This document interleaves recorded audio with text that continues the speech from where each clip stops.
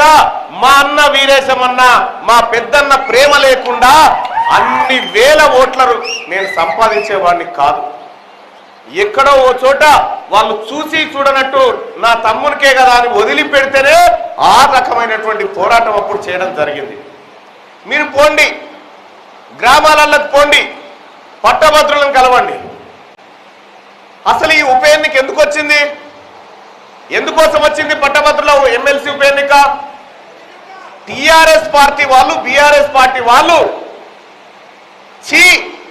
ఈ పట్టభద్రుల ఎమ్మెల్సీ పదవి నాకెందుకని పల్లా రాజేశ్వర్ రెడ్డి నడి మంత్రాన కాడెత్తేసి ఆడ పడేసిపోతే వచ్చింది. అవునా కాదా? పట్టభద్రులను వాళ్ళ ఆశయాలను 6 ఏళ్ల కాలం పాటు మోస్తాని ఎత్తుకున్నటువంటి పల్లా రాజేశ్వర్ రెడ్డి నడి మంత్రాన ఈ ఆఫ్టర్ ఆల్ పదవి నాకెందుకు, ఈ ఆఫ్టర్ ఆల్ వీళ్ళ బతుకులతో నాకెందుకని నడి రోడ్డు మీద పట్టభద్రులను వదిలిపెడితే ఈ ఉప ఎన్నిక వచ్చింది.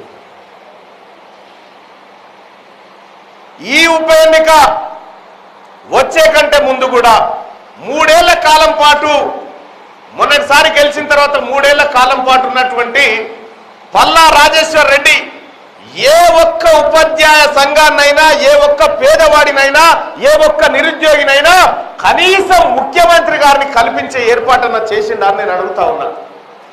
ఒక్కరిని కల్పించలే. కానీ ఇక్కడ ఉన్నటువంటి నాయకత్వానికి నేను చెప్తా ఉన్నా, రేపొద్దున కాంగ్రెస్ పార్టీ పెద్దలు రేవంత్ రెడ్డి గారు ముఖ్యమంత్రి గారి ఆశీర్వాదంతో, అన్న వీరేశమన్న ఆశీస్సులతోని, ఈ కాంగ్రెస్ పార్టీ అగ్రనాయకత్వం అంతా ఆశీస్సులతోని, మీ అందరి ప్రేమతోని గెలిచిన తర్వాత, ఎమ్మెల్సీగా ఇక్కడ జెండా ఎగరవేసిన తర్వాత మొదటి వారంలోనే అన్ని సంఘాల నాయకులతో ముఖ్యమంత్రి గారితో ముఖాముఖి కార్యక్రమాన్ని ఏర్పాటు చేయిస్తాం. మేము వీరేశమన్న మేము అందరం తీసుకుంటామని చెప్తా ఉన్నా.